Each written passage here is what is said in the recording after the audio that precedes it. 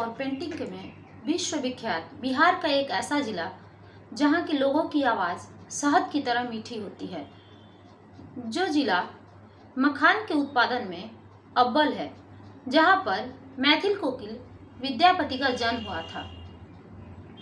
बिहार की मुख्य सांस्कृतिक विरासत की मुख्य धरोहर वो है मिथिला चित्रकला। मिथिला चित्रकला जो बिहार के मिथिलांचल में मधुबनी जिले में पड़ता है, वहाँ के लोगों के लिए ये प्रसिद्ध है। ये सिर्फ वहाँ के लोगों के लिए ही नहीं, ये विश्व प्रसिद्ध है। अगर इसके प्रामाणिक साक्ष्यों की बात करें तो इसका प्रामाणिक साक्ष्य सबसे पहले मैथिल कोकिल विद्यापति द्वारा रचित कीर्ति पताका, उनकी रचित जो रचना है उसमें मिलती है। उस पुस्तक के अनुसार ये पता चलता है कि मधुबनी पेंटिंग, मिथिला पेंटिंग नाम की कोई पेंटिंग थी जो बहुत पहले से ही आ रही है। इसकी कहानी कुछ मान्यताओं के अनुसार यह माने तो राजा जनक अपनी पुत्री सीता के विवाह के समय, ये मधुबनी पेंटिंग जो है, जो विश्वविख्यात आज के समय में है, वो राम और सीता के विवाह के समय ही राजा जनक अपनी पुत्री सीता के विवाह के लिए अवसर पर घर को सजाने के लिए और बारातियों के स्वागत के लिए उन्होंने वहाँ की औरतों को ये काम दायित्व तो सौंपा था कि मेरे घर की सजावट इस प्रकार किया जाए जो देखने में अच्छा लगे। और वहाँ की औरतों ने बहुत मन से माँ सीता के विवाह के समय तैयारी की और घर की सजावट की, बारातियों के सजाने के लिए घर, आंगन, द्वार जिसे कहा जाता है, वहाँ पे सजावट की। और उस सजावट के कारण तब से लेकर आज तक मिथिला चित्रकला मधुबनी पेंटिंग से नाम से जो विश्वविख्यात है, आज भी फलता फूलता नजर आ रहा है। इसकी सबसे पहले शुरुआत यानी कि खोज ब्रिटिश अधिकारी विलियम जी आर्चर ने 1934 ईस्वी में की थी। उन्होंने ही इसके बारे में, मिथिला पेंटिंग के बारे में ये बताया था कि ये बहुत अच्छी पेंटिंग है और इसको मतलब आगे लेकर आए थे। वहाँ के स्थानीय लोगों के द्वारा तो ये जाना जाता था और आगे नहीं आया था, तो उन्हीं के द्वारा इसे आगे लाया गया था। उन्होंने ही खोज की थी, इसीलिए इसके खोज का दायित्व श्रेय विलियम जी आर्चर को ही दिया जाता है, जो 1934 ईस्वी में आए थे। मुख्य रूप से मिथिला चित्रकला का जो ये विश्वविख्यात है, उसके पीछे बहुत सारे कारण हैं। ये अपने अंदर बहुत सारी विशेषताओं को लिए हुए है, ये बहुत सारी विशेषताओं का मेल है। जैसे इस मिथिला चित्रकला में खास बात है कि इसमें प्राकृतिक रंग और साधनों का विशेष प्रयोग किया जाता है। जैसे रंग फूलों के रस से बनाना, फूलों को पीस कर बनाना, या साधन कहें पत्तों के पीस कर बनाना, जैसे हरा रंग, लाल रंग, ब्लू रंग, अपराजिता के रंग को पीस कर बनाना। ये इसका मुख्य विशेषता है, जो ये प्राकृतिक रंगों और साधनों से ही। साधन अगर कहें तो अमूमन दूसरे पेंटिंग जो किया जाता है, दूसरी चित्रकला जो की जाती है, उसमें महंगे ब्रश, महंगे पेंट आदि का प्रयोग किया जाता है। लेकिन इसमें इस तरह की कोई बात नहीं है। इसमें मूंछ की कुची बनाकर और उससे पेंटिंग किया जाता है। इसके कागज को सुरक्षित रखने के लिए जिस कागज पर इसका प्रयोग किया जाता है, पेंटिंग बनाया जाता है, उस पर गाय के गोबर और चारकोल का प्रयोग करके उसको अधिक दिन तक टिकाऊ रखने के लिए यह प्रयोग किया जाता है। जैसे ब्रश है तो ब्रश की जगह पर मूंछ की कुची बनाकर उसका प्रयोग करते हैं, बांस की कुची बनाकर उसका प्रयोग करते हैं ब्रश की जगह पर। हाथ की उंगली से ही, उंगली के सहारे ही इसमें पेंटिंग बनाया जाता है। तो ये सारी इसकी खास विशेषताएं हैं। इसमें एक चीज़ और है, जो इस पेंटिंग में किसी भराई का काम नहीं होता, यानी कि कोई फूल बनाए तो इसमें सीधे भर दिया गया, पेंट कर दिया गया, रंगाई कर दिया, इस तरह का नहीं किया जाता है। ये कचनी जो है, इसमें बहुत सारी महीन काम किया जाता है, जो इसकी खूबसूरती में चार चांद लगाते हैं। हाँ, इसे बनाने में मेहनत भी लगता है, समय भी लगता है, लेकिन देखने में भी ये बहुत मन को मोहित कर देती है। सबसे पहले तो इस बनाने में मिथिला चित्रकला की बात करें तो इसमें 3 प्रकार के चित्र बनाए जाते हैं। जैसे भित्ति चित्र, अरिपन चित्र और पट चित्र। पहले तो सबसे पहले भित्ति चित्र का ही प्रयोग किया जाता था। भित्ति चित्र यानी कि दीवार पे चित्र बनाया जाता था। दीवार पर जो चित्र बनाया जाता था उसमें भी अलग अलग परिदृश्य होते थे, जैसे धर्म, सामाजिक परिदृश्य और प्रकृति के तत्व।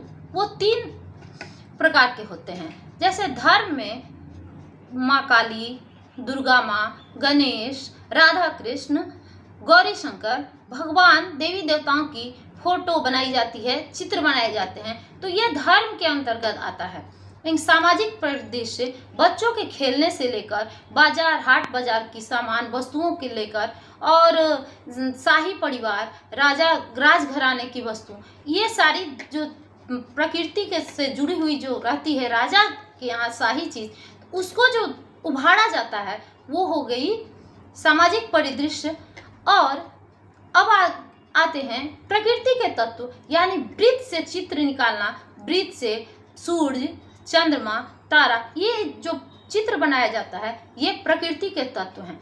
वैसे तो अमूमन भित्ति चित्र में हम बहुत सारी चीज़ें बनाते हैं। जैसे आप देख रहे हैं, ये भित्ति चित्र में दीवार पर चित्र बनाया जाता है। और अगर हम ये कहें कि हाँ हम कागज़ पर चित्र बना रहे हैं, तो कागज़ पर भी अच्छे कागज़ पर सुरक्षित रखने के लिए पहले कागज़ को तैयार किया जाता है और उसके बाद चित्र बनाते हैं। जैसे देवी देवता का, राधा कृष्ण का, इस तरह का चित्र बनाया जाता है। भित्ति चित्र में भी दीवार पर जब चित्र बनाते हैं तो उसमें भी बहुत सारे तरह के प्रकार के अलग अलग चित्र बनाए जाते हैं। जैसे सबसे पहले अगर उसे माने तो गोसानी घर, यानी हम भगवती घर, जिस घर में हम घर के उस घर में जो हमारा एक रूम कमरा जो होता है सो भगवान के लिए अर्पित है, जो उस घर में हम पूजा पाठ करते हैं तो शांति मिलती है, उस घर के सजावट के लिए किसी यज्ञ में, अनुष्ठान के समय, दुर्गा पूजा के समय, मुंडन, जनेऊ आदि के समय जो समय रहता है, उस वक्त हम गोसानी घर, भगवती घर, जो पूजा पाठ का घर होता है, उसे सजाते हैं। उस वक्त अपने देवी देवता जो हमारे कुल देवी होते हैं उनका चित्रांकन करते हैं। तो वो जो चित्र बनाया जाता है वो खास उसी त्यौहार में, उस पर्व में, या किसी ओकेजन जो है, मुंडन, जनेऊ जो हमारे घर में होता है, तो वो चित्र बनाते हैं। तो भित्ति चित्र में एक वो भी आता है। भित्ति चित्र के अंतर्गत दूसरा आता है कोहबर घर का चित्र। कोहबर घर में खास जब नवविवाहित दंपति जिस घर में रहते हैं, जिस घर में उनका रीति रिवाज, जो पूजा पाठ होता है, उनके विवाहिक कार्यक्रम किया जाता है, जिस घर में उस चीज़ को मनाने के लिए कोहबर घर की सजावट की जाती है। जैसे किसी हम मांगलिक कार्य, जो अच्छे कार्य करते हैं, हमारे घर में शुभ काम होता है, तो हम अपने घर की सजावट, घर के आसपास की सजावट करते हैं। तो उस वक्त इस सजावट को हम करते हैं। खासकर ये घर के अंदर किया जाता है। जो नवविवाहित दंपति जो होते हैं उनका जो कमरा होता है उसे सजाने के लिए। कोहबर घर के अंतर्गत एक और सजावट आती है, कोहबर घर की कोनिया सजावट। कोहबर घर की कोनिया सजावट में हम उसका भी खास ख्याल रखते हैं। उसमें बहुत सारी चित्र बनाई जाती है, जैसे फल फूल, देवी देवताओं का चित्र, फल फूल का चित्र, पेड़ का, वृक्ष का चित्र, पशु पक्षी का चित्र बनाते हैं, पक्षियों का चित्र बनाते हैं। तो बहुत सारी अपनी जो उसमें बनाते हैं, फल फूल वगैरह या पशु पक्षी, जितने भी बांस का चित्र बनाया जाता है, खास मतलब उसमें बनाना ही होता है। तो ये जो बनाते हैं ये सभी अपने आप में विशेषता लिए हुए है। ये सभी अपनी विशेषता लेके वो किसी न किसी चीज़ के प्रतीक के रूप में बनाया जाता है। जैसे उसमें हम बनाते हैं बांस का चित्र। तो बांस का चित्र जो है सो वो वंश वृद्धि के लिए, चूँकि नवविवाहित दंपति विवाह के बाद जो अपना जीवन यापन शुरू करें तो उनका प्रतीक है, तो वो उसके आगे का जो है वो चित्र बनाया जाता है कि ये वंश वृद्धि का चित्र है। ये बांस का चित्र बनाने का मतलब है। जैसे उसमें हाथी घोड़ा ऐश्वर्य का प्रतीक है। केला का चित्र बनाते हैं, केला के पेड़ का चित्र बनाते हैं जो अपने में मानसलता का प्रतीक है। सूर्य चंद्रमा का चित्र बनाते हैं। तो सूर्य चंद्रमा दीर्घायु जीवन के लिए, यशस्वी कामना के लिए उसका प्रतीक है। मछली का चित्र बनाया जाता है अमूमन मछली चित्र बनाने में वो कामोत्तेजना का प्रतीक है, जो मछली चित्र शुभता का प्रतीक है। क्योंकि मिथिलांचल में मछली जो मिथिलांचल में ये यूँ कहें तो वहाँ की प्रसिद्धता, वहाँ की शान ही मानी जाती है। मछली, पान, पाग और मखान। पाग जो माथे पे पहना जाता है, टोपी, उसे पाग बताया जाता है। तो ये 4 चीज़ जो है सो वहाँ की शान है। तो मछली जरूर बनाया जाता है जो शुभता का प्रतीक है। तो अन्य चीज जितना से चीज बनाते हैं, फूल, पत्ती, पशु पक्षी जो बनाते हैं, मोर, हंस, ये सारी अपनी अपनी प्रतीक लिए हुए हैं। ये अपनी अपनी इसकी कुछ ना कुछ प्रतीक है। ये कुछ ना कुछ एक दूसरे को, नवविवाहित दंपति को, उस परिवार के लोगों को संदेश देते हैं कि हाँ किस तरह मिलजुल कर रहना चाहिए, कैसे मतलब हमारा अच्छा हो, हमारा भविष्य अच्छा हो। ये अपने आप में बहुत सारे चीज समेटे हुए हैं। दूसरा आता है अरिपन चित्र। अरिपन चित्र में मुख्य रूप से हाथ की उंगलियों से चावल के आटा और सिंदूर के द्वारा अरिपन चित्र बनाते हैं। ये तो भित्ति चित्र में आता है, जो कोबर घर की सजावट होती है, कोबर घर की कोनिया सजावट, भगवती घर में जो सजावट होता है, ये आता है। लेकिन भित्ति चित्र दीवार पर मुख्य रूप से किया जाता है। लेकिन अरिपन चित्र जो होता है सो जमीन पे या घर में या भगवती के घर में या गोसानी घर में या फिर भगवती घर के बाहर आंगन में, चौखट पर, दलान में, ये सब जो चावल के आटा में पानी डाल के घोल बना के और उसको जो चित्र बनाया जाता है हाथ की उंगलियों के सहारे, तो वो होता है अरिपन बोला जाता है उसको। वो भी चित्र मिथिला पेंटिंग के अंतर्गत ही आता है। जब अरिपन बनाने में भी बहुत सारे चीज़ है जो हम बनाते हैं अरिपन में। मुख्य रूप से जैसे घर में कोई अनुष्ठान हो, मुंडन हो, शादी विवाह हो, तो सभी समारोह हो, कोई पर्व त्योहार हो, जैसे व्रत में एकादशी व्रत होता है, दीपावली होता है, दुर्गा पूजा होता है, तो उस अनेक मतलब शुभ कार्य में, पूजा पाठ में, अनुष्ठान में तो हम अरिपन भी बनाते हैं, जो मिथिलांचल में, मिथिला पेंटिंग में प्रसिद्धता लिए हुए हैं। और वो जितना भी, इसका कोई नियम नहीं है कि हाँ आप इसी खास नियम के अंतर्गत ऐसे ही बनाएंगे।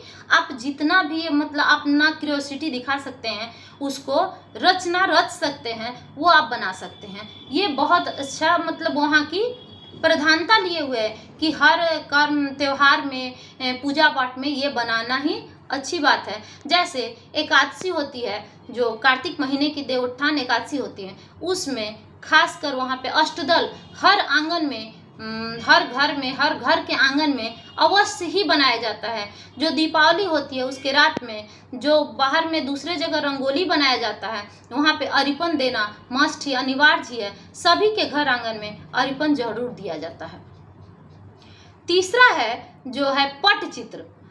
पहले के समय में यानी प्राचीन समय में अगर हम कहें कि हाँ राजा जनक के समय में या धीरे धीरे वहाँ से जो आते गया है, तो उसके समय पहले जो था सो भित्ति चित्र और अरिपन का ही मुख्य रूप से कारण था कि हाँ भित्ति चित्र बनाया जाता था घर को सजावट के लिए और अरिपन दिया जाता है। लेकिन अब जैसे बदलते परिवेश में समय के साथ उसका रूप बदलता गया और ये आ गया कपड़ा पर। पट चित्र मतलब कपड़ा और कागज पर इस चित्र को बनाया जाने लगा और कागज पर इसकी महीन कलाकारी को देखते हुए ये अपने आप में इतनी प्रसिद्धता है, इसे देखकर आपका मन मुग्ध हो जाए। इतनी अच्छी पेंटिंग है, इतनी अच्छी चित्रकारी है जो अब ये कागज से और कपड़ा पर आ गई। और जब कपड़ा पर बनाया जाता है तो ये अधिक से अधिक दिन टिकता भी है और मार्केट से खरीद कर भी लोग, बाजार से खरीद कर ला सकते हैं, अपने घर में सजावट के लिए रख सकते हैं। हम जान सकते हैं कि हाँ अन्य लोग जो चाहें, जिन्हें नहीं बनाने आता, वो अपने घर में नहीं बना पाएंगे, लेकिन हम खरीद तो सकते हैं, बाजार से खरीद के ला तो सकते हैं। इसीलिए पट चित्र भी अपनी प्रसिद्धि लिए हुए है। और इन सारी चीज़ों को मिलाकर अगर हम कहें तो ये विश्व विरासत है, हमारी बिहार की विरासत है और ये विश्व प्रसिद्ध है। धन्यवाद।